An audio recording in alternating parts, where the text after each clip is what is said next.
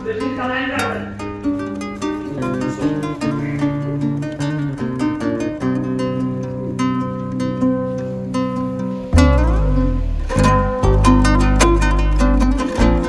আলাইকুম, আমি কাজী মহসিন মমিন, ওনার of MM leather. আজকে আমরা চলে এসেছি শিল্পনগরী হেমায়েতপুর ট্যানারি এলাকায়। আমরা কিভাবে আমাদের লেদারগুলো সোর্সিং করি, আমাদের লেদারগুলো কিরকম মানসম্মত উপায়ে আমরা প্রসেস করি, চলুন আমরা যাই ট্যানারির ভিতরে। সরাসরি ট্যানারি গুলোর চিত্র আপনাদের সামনে কিছু দেখানোর চেষ্টা করি। এখানে আমাদের যত ট্যানারি আছে সেই ট্যানারি গুলো অবস্থিত। সরকারিভাবে এই এলাকাকে ট্যানারির জন্য ডেডিকেটেড করা হয়েছে। যত চামড়ার কাজ হয়, কাঁচা চামড়া থেকে ফিনিশ পর্যন্ত, এই কাজগুলো এইখানে হয়। এইখানেই সমস্ত ট্যানারি গুলো অবস্থিত। এই হচ্ছে আমাদের ট্যানারি গেট। চলুন আমরা আস্তে আস্তে এই আমরা ট্যানারি এলাকায় প্রবেশ করতেছি। এই রাস্তার দুই পাশে সারিবদ্ধভাবে সব ট্যানারি গুলো অবস্থিত, একটার পর একটা।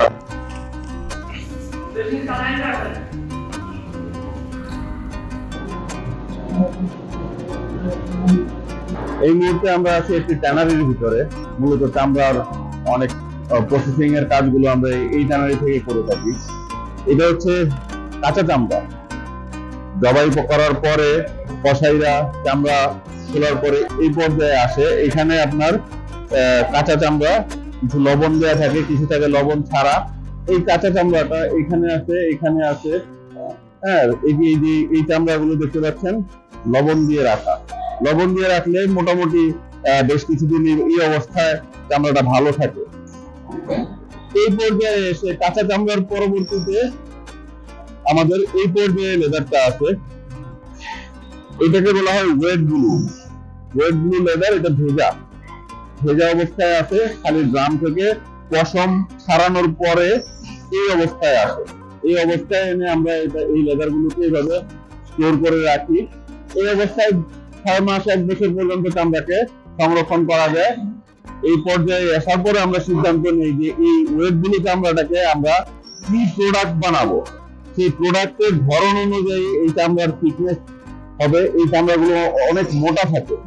মোটা থাকার পরবর্তীতে আমরা যখন যদি জ্যাকেট তৈরি করি, এটাকে আমরা নির্দিষ্ট একটি মাপে এটাকে স্লাইস করে ফেলবো। স্লাইস করে নিচের পার্টটা একটা বের হবে, আর উপরে পার্টটা দিয়ে আমরা জ্যাকেট বানাবো।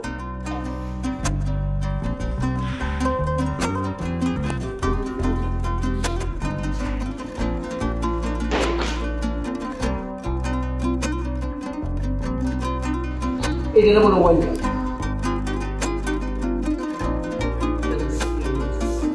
এটা কিন্তু আরো সফট হয়ে যাবে। এক এক জনের এক এক বাইরে অবস্থা।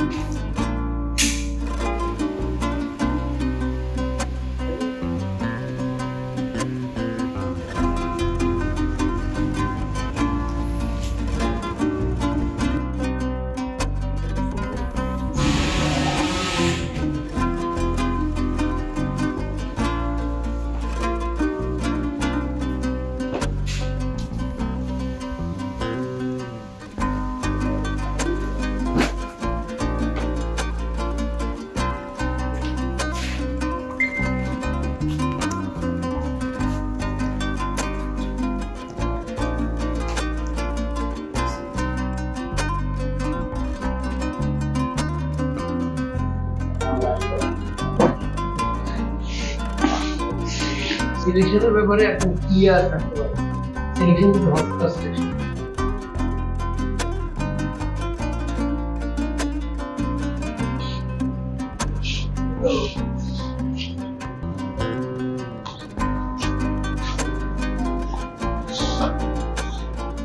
আমরা আমাদের যত এক্সপোর্ট, লোকাল যত চামড়া ফিনিশ করা প্রয়োজন হয় এই এলাকা থেকে আমরা করে নিই। এখানে অ্যাপেক্স, বে, আরো অনেক বড় বড় ট্যানারি এই এলাকায় অবস্থিত আছে। চামড়া ফিনিশ করার জন্য এখানেই করতে হবে, এছাড়া অন্য কোনো জায়গা নাই। হ্যাঁ, কাঁচা চামড়া থেকে ফিনিশ পর্যন্ত এই এলাকাতেই করা লাগে। ধন্যবাদ।